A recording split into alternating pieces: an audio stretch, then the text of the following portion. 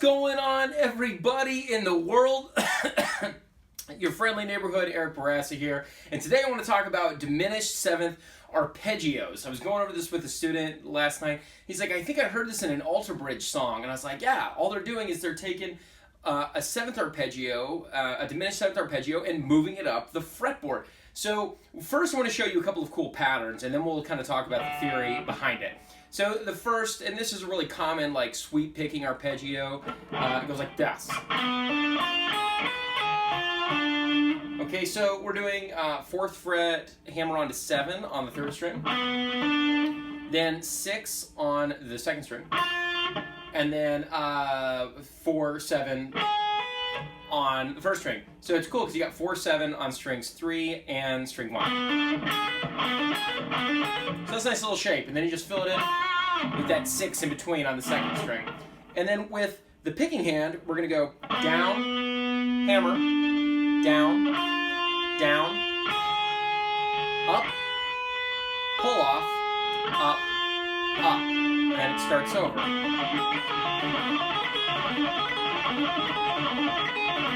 And I typically will use fingers 1, 2, and 3, and then sometimes I'll use pinky on the 1st string depending on where I am on the fretboard. I don't know. I definitely recommend using a thick, pointy pick like the Jazz 3. This is actually a knockoff Jazz 3. I got these on Amazon, and they're pretty good, but they, what are they called? Cheerhas? Cheerhas? Anyway, they're pretty good, and they were really inexpensive. I got like 20 for like $5 or something.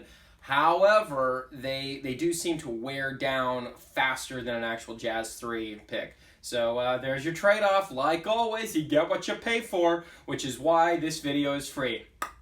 Okay, so now we can take that shape, and then from the highest fret that we played here, which is up 3 frets from the 1st note, you can do the same shape again. And it's actually the exact same 4 notes, just in a different order. So, guess what? We can do it again. And again. And again. Now we're up an octave. And then again.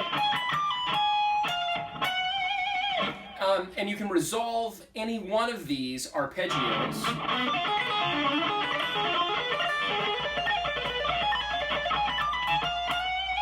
by just going up 1 fret from any of the notes in the arpeggio, which is really cool. So we could go, or we could go, well, maybe more like that. Or, pretty cool. So the diminished 7th arpeggio is really versatile. Now, the next thing we can do is we can take that shape and move it to the next string. But because of the way the guitar is tuned, we have to modify the note on the middle string. So to play the exact same group of 4 notes, starting on string 4, we're going to go 3, 6, and then the next string, middle finger on the 4, and then on the next string, 3 and 6 again. So you can see that only the middle note has changed.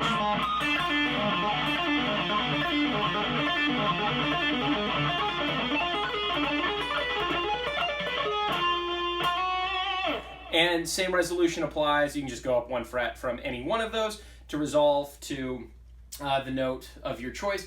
And then it also just repeats every 3 frets. Now the final thing we can do with this is combine the string set 4 arpeggio with the string set 3 arpeggio. So I can take the one that starts on string 4 and then go to the one that starts on string 3, 1 fret higher.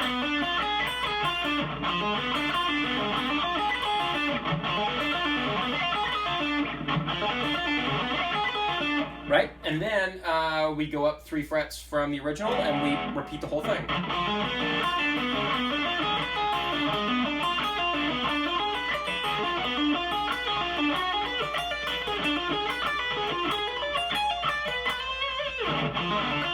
Let me see if I can do it fast. I don't know. Let's go to the neck pickup for better accuracy.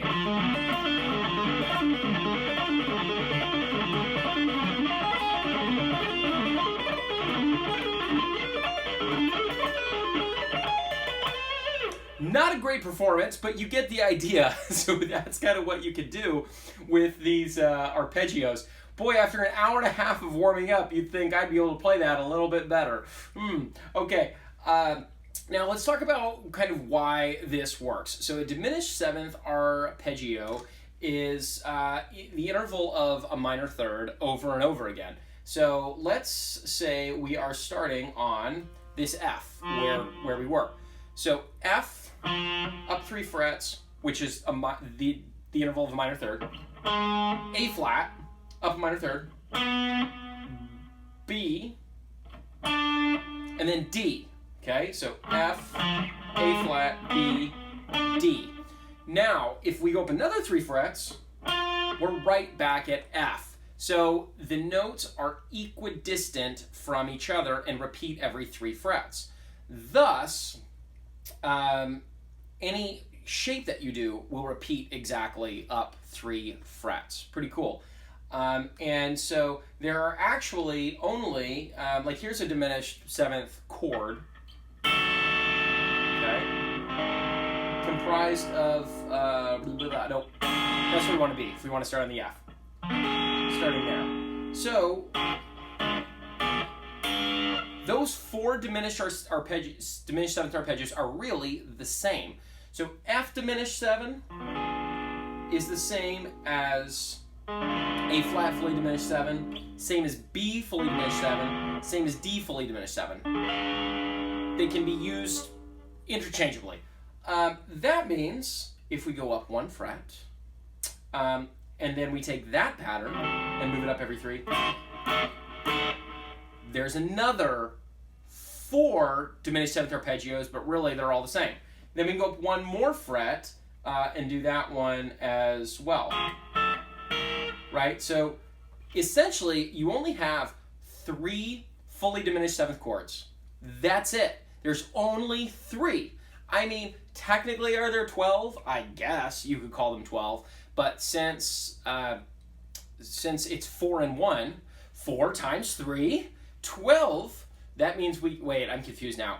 3. You can only have 3 diminished 7th arpeggios total. 3 diminished 7th archipelagos. All right, here we go. Now, let's talk about the resolution of them. So the purpose of a diminished 7th arpeggio is to create tension, right? So here's the shape on string 4, 3, 2, 1. You just go 3, 4, 3, 4,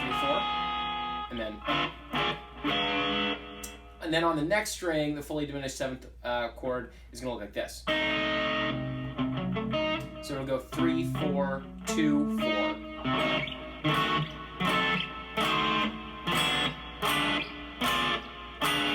Right? Those are not all the same.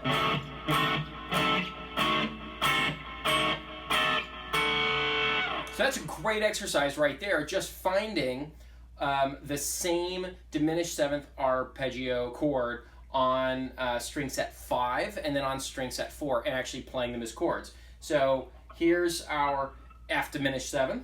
Here it is again, and again, and again, and again, and again, and again, and again. No, and again. I messed that up. But you get the idea with how that exercise works. And then any of these diminished 7th chords, I can go up a fret and just play a major chord, and it resolves. Right? Okay? So F diminished 7 can resolve to a C sharp chord. We go up 3 frets. This is our next F diminished 7th chord. It can also resolve to E. Okay? We go up another 3 frets. Oh my gosh. Where? No, that's C. What am I talking about? That's a C diminished 7. So a C diminished 7 can resolve to C sharp. And then an E flat diminished 7 can resolve to E. And then, where are we? And then the F sharp diminished 7th can resolve to G.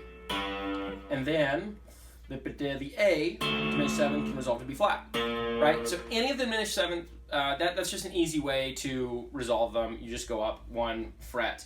Now, let's say we were actually going to the F. There it is. The F diminished 7 can resolve up 1 to, what is that, F sharp?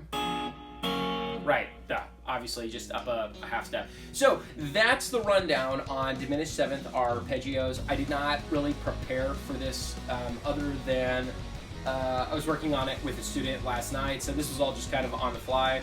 So I apologize for my lack of professionalism, but not really. You know, it is what it is. So I hope you got something out of it, and if not, then we'll probably never talk again.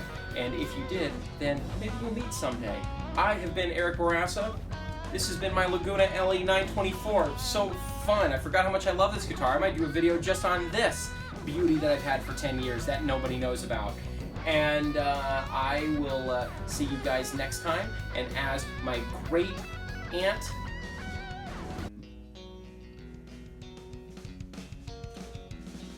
Patricia always says, keep your socks locked in your tank top.